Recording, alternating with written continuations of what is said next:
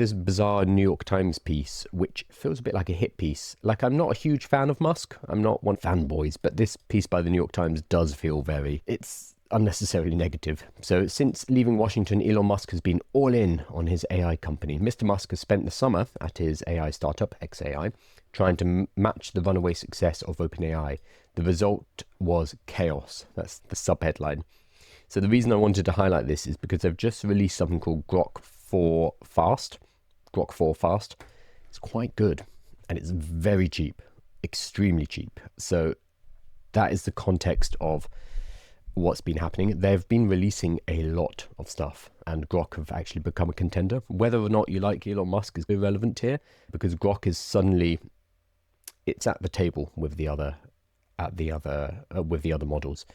So in a rare company-wide meeting on Wednesday, Elon Musk laid out his vision for xAI, his 2-year-old startup that is chasing its competitors in the race to build artificial intelligence.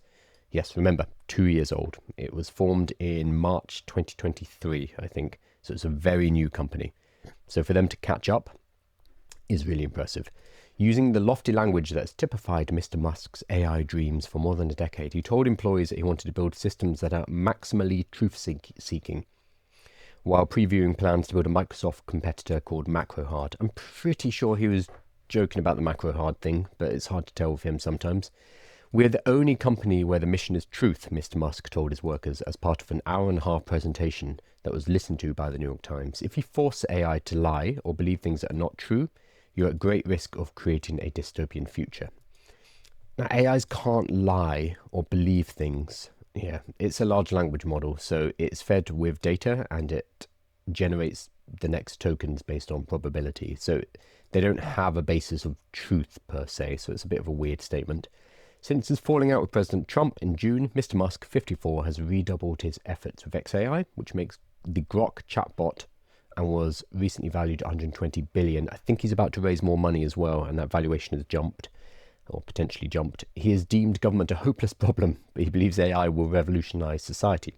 And he insists xAI can build technology that will eventually help his other businesses, like the electric car maker Tesla and the rocket company SpaceX. That's fair.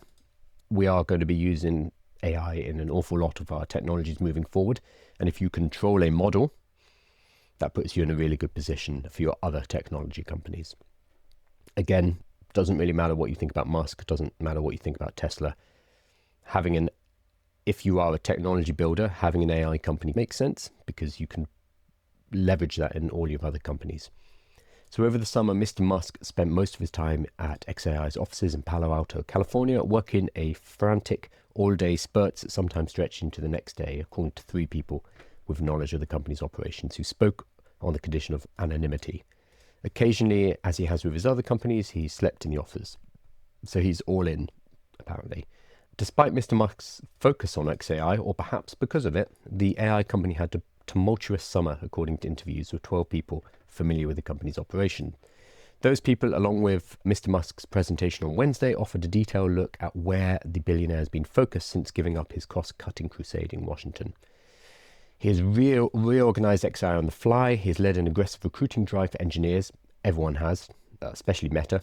And he has pushed out a flurry of prominent researchers, even as others have left because they thought xAI abandoned science in favor of attention-grabbing products, like a chatbot that sometimes produced offensive material and a flirty AI companions, more than flirty, not safe for work AI companions, and the ability to make not safe for work animations too, according to 2 people with knowledge of the company who spoke on the condition of anonymity.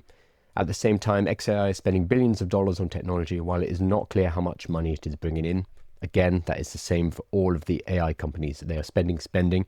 The revenue models will come later. That is the plan for pretty much all of them. Google is maybe an exception here, but for OpenAI, for Anthropic, it's spend, and then we will work out profit later on. Mr. Musk and his executive said on Wednesday that Grok, xAI's chatbot, now has 64 million monthly users. One company leader said during the meeting, ChatGPT attracts roughly 700 million, so 10 times the amount weekly users for OpenAI. And Mr. Musk also made heavy predictions that xAI's product would help quintuple advertising revenue to 10 billion a year at X, his social media platform. At least he's open about it going to be used in advertising. This is probably where all the other models are going, certainly with Gemini, because Google are an ad revenue business. They make their money from advertising. So Gemini and Google will be looking at that, and very likely with OpenAI and ChatGPT as well. That's where the money's going to be, because where you have attention, where you have eyeballs, you have advertising revenue. And that's probably how they'll go to revenue. But yeah, it's a bizarre piece talking about chaos and Musk causing chaos and reorganizing and hiring and firing and spending lots of money. But the thing is, they are shipping. They're shipping a lot.